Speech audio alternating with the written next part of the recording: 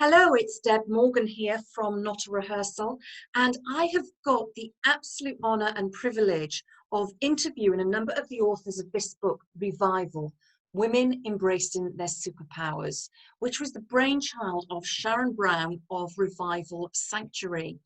Now, I'm joined by Kim Lengling, who is one of the co-authors, and Kim has quite a story to tell, which we're going to get into in just a moment. Hi, Kim. Thank you so much for joining me today. Oh, thanks for having me. This is fun. I love doing this stuff. Good. Now, Kim, tell me where in the world you're based at the moment. I live in Pennsylvania in the United States, and that's where I've been my whole life. Wow. So how did you come to be involved in a book which has been the brainchild of a British woman who runs a very British network? How did you get involved with that? I was actually online one night and just scrolling through things on Facebook, looking for a group that I felt that I wanted to fit into, that was open, welcoming, things like that. And for whatever reason, a Revival popped up somewhere, and I popped into the website and read through it and thought, wow, you know what? I think I'm going to reach out and see what this is all about. So I reached out to Sharon. She sent me an email with a little more information, and I'm like, I think I'm going to give this a go. And that was 6 or 7 months ago, and I've been ridiculously blessed since I joined. Fantastic. And, you know, I have to say, I think you're a very welcome addition to Revival Sanctuary, just from your story. I mean, as an author, the way you write is just beautiful. And I was riveted when I read your story. And initially I thought, oh, this is about weight, because you talk about weight. And then I thought, no, it's not. It's about getting behind the masks that we all wear. And then I got further into the story, and there were tears from me. It was so powerfully written. Can you tell me a little bit about your story? Years ago, when I was 19, I joined the military and was super proud to do that. The first person in my family, at least my generation, to do that. I was proud to wear the uniform, proud of my country, and I was in military intelligence. And at that time, I'm obviously no longer 19. So at that time, it was a few decades ago. At that time, females in the military were still considered very much the minority. So it was very, very male dominated. And I was on a post that was very male dominated. And one evening, I was leaving one of the venues on post and walking through the parking lot, and two individuals, two men, obviously intent on evil, just grabbed me, put me in their car, and took me away. And the next day, I'm not going to go into specifics, but the next morning I was able to escape, is the word. And I ran. And as I did, I began to build walls with the heaviest bricks in my mind that I could come up with. And that's where the weight comes from.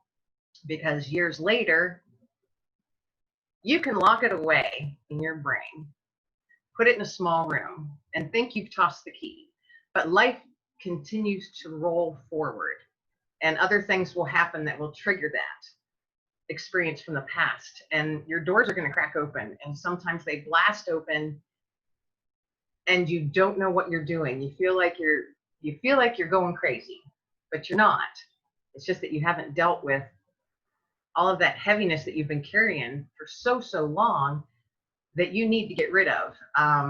It took me a very long time to acknowledge that and face it, and then look back and say, wow, how much my life was shaped by that, and in the negative. Mm-hmm. So I've done a lot of work, and I continue to work on it because it's something you carry, and it is a weight. And that's, that's how I came up with the weight, and how you slap a smile on your face and get through each and every day, even if you don't feel that way. But there's so much strength under that weight, and that darkness that you carry around. There's so much strength, and don't ever, ever let anyone tell you that there is not strength in the struggle, because there is. Because when you come out on the other end, wow, there is always light at the end of the tunnel. Always, always, and you can always find that pinprick. You've just got to look for it. That's incredible. And you mentioned briefly just now about that moment where you were on your knees and the wall crumbled, and you put a beautiful quote in the book, and I'm going to read it because it's absolutely wonderful, really struck a chord with me. And you said, "But those that hope in the Lord will soar on wings like eagles. They will run and not grow weary. They will walk and not faint." And that's really interesting to me, because you've written that and you say you were crying out to a God that you didn't believe in. Did that moment change that belief for you, or did you just feel a strength in something else at that moment? At that moment, the way those words, they whispered through. That's the only thing how I can describe it. They whispered through.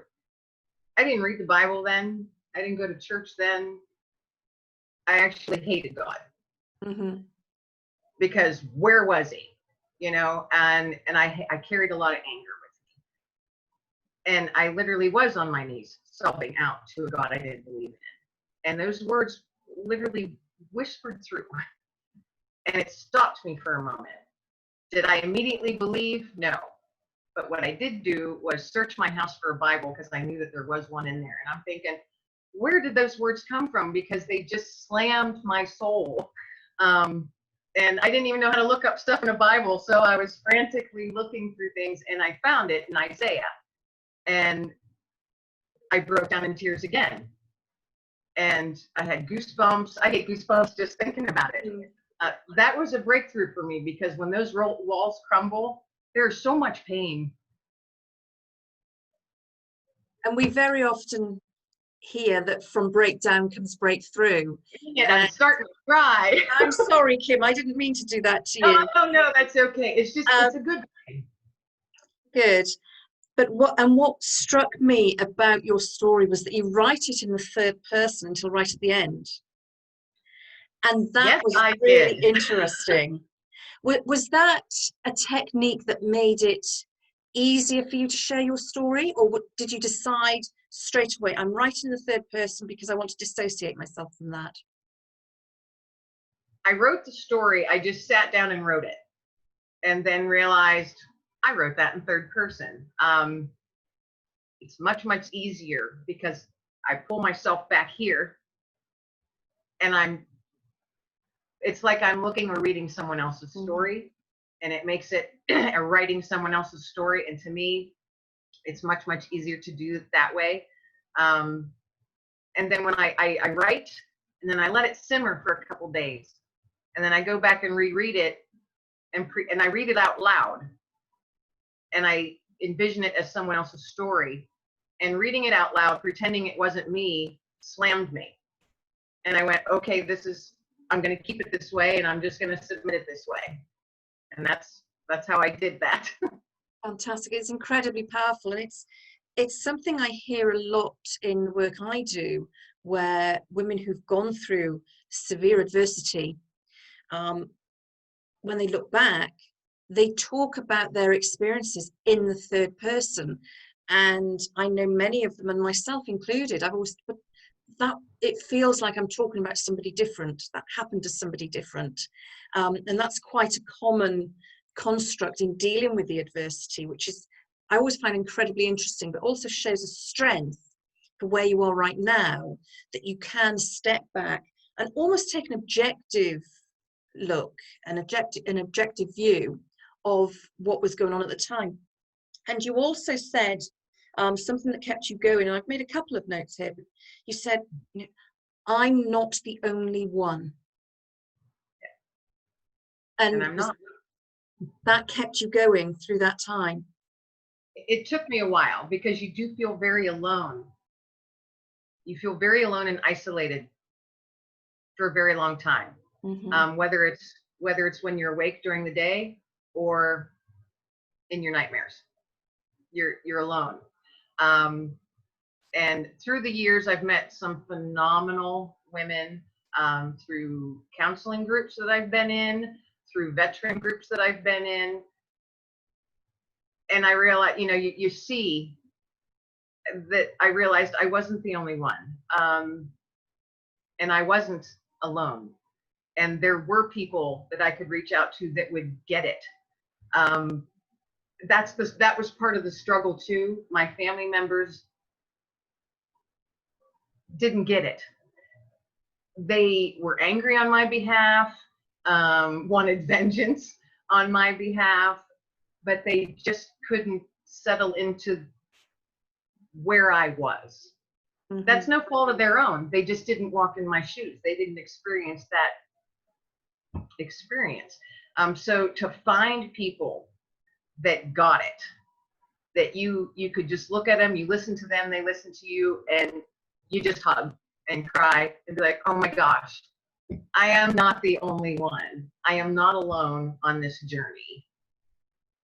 And that's incredibly cathartic, isn't it? And incredibly empowering when you realize you are not alone. You've found your tribe almost. And for want of a better phrase, it's not the right phrase, but that's the one I'm going to use right now.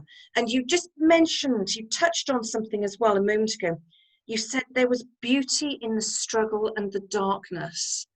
And I read that phrase a couple of times. I thought, wow, because that could mean so many different things. You could be talking literally about the darkness of the night, which is what you were talking about in the book, but also the darkness of that aloneness and what's going on in your mind. And had you picked that phrase for those purposes, or was it something that just flowed out of you and then you realized that's what it might mean? Or maybe I've just interpreted it completely differently. Beauty in the struggle or in the darkness. No matter how alone you feel or down, like you were literally at the bottom of the barrel, there's still something within you. There's still a spark within you that you want to overcome. You want to beat this, and you might not think that you can, but you've got that nudge in your brain, or that nudge from God saying, I'm here. You got to remember I'm still here, and gives that little nudge to you. To me, that's amazingly beautiful, because even if there's no person around you, at least for me and my beliefs, I'm always covered. And I just have to remember that. And remembering that, you're like, all right, I can do this. There is goodness. And you can still find it and grasp onto that small nugget of it, even if you were way down at the bottom of the barrel and just hanging on by your fingertips. There is beauty still there. And that is beautiful in itself. It's so powerful as well. And you suggest that even in those darkest moments, it's that spark that says, I've still got something to live for. And my goodness, you've got so much in your life now. You've got a daughter, you've got your dog, and your Harley Davidson. That's right. I look back, and you wouldn't wish something like that on anyone, ever. But I look back at my life and the journey, all the tumbles and struggles and pitfalls I've fallen into and crawling out of. I wouldn't be who I was today or doing what I'm doing if none of that had happened. Would I have wanted it to happen? No, but I think my life would be tremendously different now, completely different now. I never would have thought of writing. I honestly believe that. I'm not educated in writing. I literally just sat down one day and started writing. And people seem to enjoy it, and they're like, wow, you brought me to tears, or you had me laughing out loud. And I'm like, okay, this is maybe what I'm supposed to be doing then. You know, sharing not only my story, but other stories, or just silly stories that happen, you know, daily, that just bring a smile or help someone. I don't think I'd be doing that if I hadn't went through, well, just be honest, went through the crap that I did. I don't think I'd be doing any of it. Fantastic. And so now you're an author, not just in this book, but in your own right as well.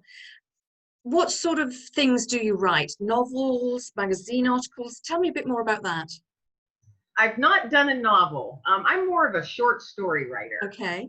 You know, like maybe up to 1,500, 2,000 words. To me, it's easier, but it also gives me that little edge of where I can slam a lot of emotion in something short, because sometimes that's all you need, you know. But that's just where my brain goes, sharing shorter stories. I started writing about 16 years ago. I was approached by our local newspaper, and they wanted me to write articles and interviews with local veterans. And that's how the writing all started, talking to mostly combat veterans from the Vietnam, Korean War era, and hearing their stories, and being able to pull from them things that they didn't think they would ever be able to share, and that they were comfortable enough to sit with me and share some of their darkness with me, made me incredibly humbled and honored. And so that's how I started writing. So I've been doing that for 16 years. And then there's a couple online magazines I've done stuff, all military, done stuff for. And then I also participated in another, I think it was in 2014, another collaborative book project. And that book was called Inspire. Fantastic. So you obviously are very inspiring, very inspirational. And I'm interested that a lot of your writing has been with veterans and the forces. Are you still in the forces? No. Nope. I honorably discharged a long time ago. But you still obviously maintain that link, and that's fantastic. You know, we hear so much over in the States, over here in the UK. You know, we are all so proud of the service of our armed forces, and to be able to still be involved in it, even though you're no longer active, is absolutely fantastic. So what is it you now do, as well as being an author? Do you work elsewhere as well? I do. I am a marketing manager for a local manufacturing company. I've been there a couple years. My background is all sales, marketing, and PR. Then all of that background's probably 24 years now. It makes me feel old when I say that. So my experience is all in sales, marketing, PR. I enjoy it. I like getting out and talking to people, and my job entails, you know, me going out on the road a few days a week when we were able to, before the pandemic, but meeting with customers and doing public speaking and presentations on what our company does, and just, yeah, that's what I do outside. So I work full time and write in the early mornings, before the birds are awake, or sometimes in the evenings, you know, late at night when I can't sleep. And do you have any advice that you would give to aspiring writers or authors? Don't let your nervousness or your fears, and that fear could be, nobody wants to hear my story, I'm not a writer, I don't know how to write. Like I said earlier, I'm not educated in writing, I just started doing it. And maybe you're not a good writer, but there's people out there to help you make your story sound great. Don't be afraid to share something of yourself. It's so hard, and I'm not sugarcoating that. It is not easy to share something of yourself, but you have no idea the impact that can have on someone else that thought that they were alone too. And then they can realize I'm not alone.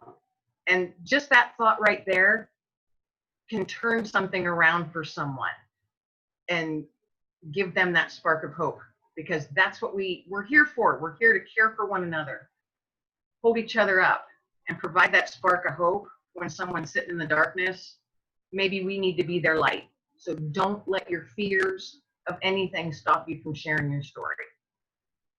That's wonderful. And that completely ties in with a number of the other authors of this incredible book who I've spoken to, who've all said, why did you share your story?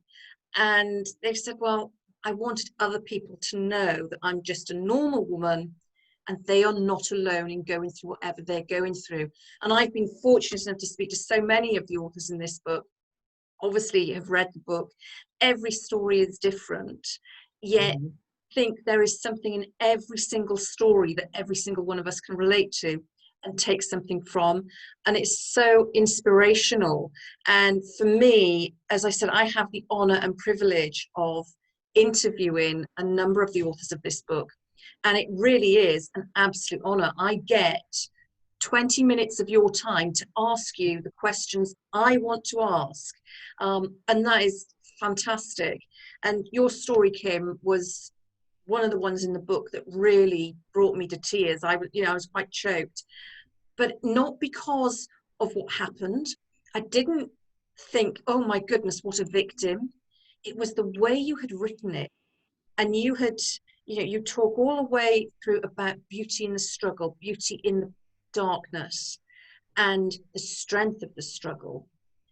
And that really bounced off the page, that this struggle, this thing that happened was so difficult, yet somehow or other you found a strength and a beauty from it to enable you to really grow as an individual, to grow in your life, and then to say, you know what, I need to give something back. And that is so powerful for me. Kim, I just want to thank you so much for sharing your story. It's very humbling. You're welcome. Thank you. Thank you. And thank you, Kim. Thank you for sharing your story. If you're interested in purchasing the book, it is available on Amazon or from going to the Revival website, which is revivalsanctuary.co.uk.